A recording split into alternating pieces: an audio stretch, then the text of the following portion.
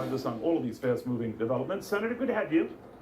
Thanks, Neil. Thanks for having me. First of all, to Speaker Ryan and saying that he sees no indications out of the White House that Mueller is going anywhere. Do you agree with that? Yes, and I think getting a new special counsel probably isn't the way to go. I've actually been pretty pleased with the way the Inspector General office has worked. They found all these text messages between Peter Strzok and Lisa Page. They found the problem with Andy McCabe illegally leaking classified information. So far, I think the process is actually working pretty well.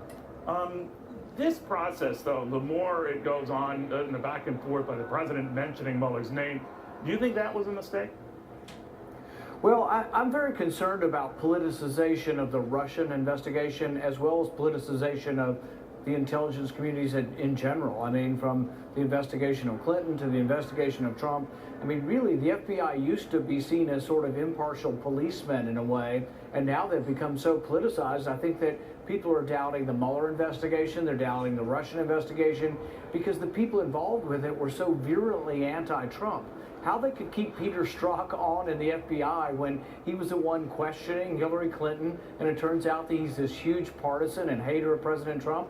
I don't know how they could do that with a straight face.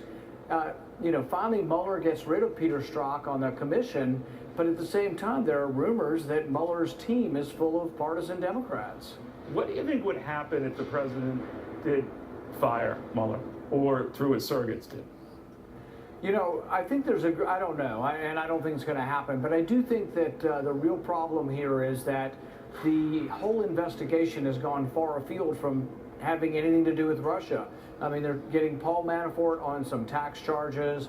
They've gone after General Flynn, not for doing anything wrong, but for not being accurate in representing a private phone call. And the interesting thing is this: if Flynn is going to jail, shouldn't Andy McCabe go to jail? I mean, Andy McCabe lied about doing something illegal. Supposedly General Flynn didn't tell the truth about something that was actually not illegal. So, I think there's a lot going on here, but I'm very concerned about how the intelligence agencies that have so much power, the power to look at and listen to all of your phone calls, and they have the power to actually remotely assassinate people. People running these organizations should not be partisans. They should not be people who are so biased against the president that they are using the power of their office to go after President Trump. Do you think the firing of McCabe was justified?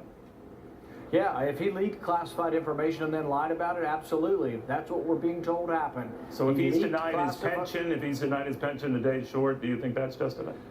Well, I think it's murky as to what actually happens with his pension. I think right now his early pension is being delayed, right. But I think so far from what I understand that even if he is run out on a rail for lying, that he'll probably still get his pension. That's another debate to have at another time.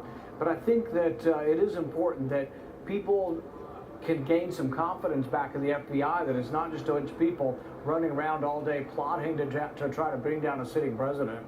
What do you make of investigations like